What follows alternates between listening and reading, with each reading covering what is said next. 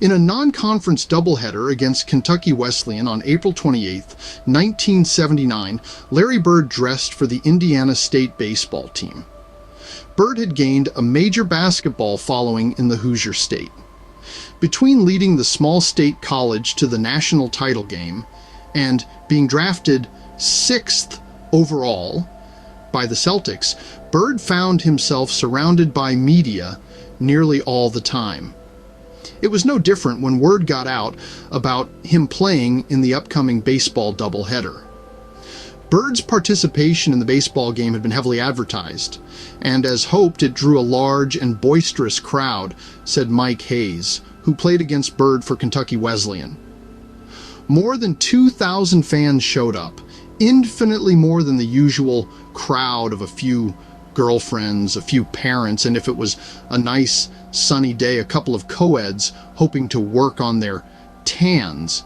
Fans spilled out of the grossly inadequate bleachers and into the grass surrounding the field.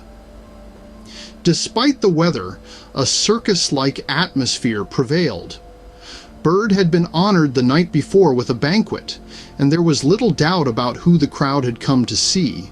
In Game 1, Bird started on the bench, to the dismay of the crowd.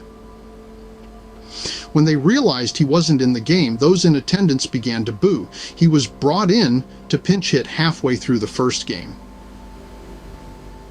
This was the crowd's first glimpse at Bird in a baseball uniform, wearing an unfamiliar number 24, since it was the only uniform that could fit his 6'9" stature on such short notice.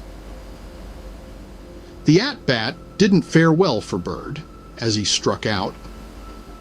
It was like he was swinging a slow-pitch softball bat, said Indiana State's manager Bob Warren about Bird's first at-bat. He looked terrible. In the second game of the doubleheader, Bird was put in at first base, where he recorded 9 putouts. In his second at-bat, he ripped a single up the middle, driving in 2 runs and giving the Sycamores a 3-1 lead. Then tragedy nearly struck. Late in the second game, there was a pop fly in the infield that both Bird and the catcher made chase for.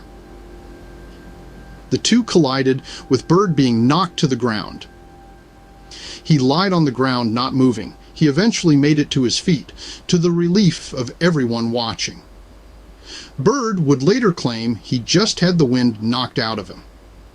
Warren decided to remove Bird from the game before any other dangerous situations arose.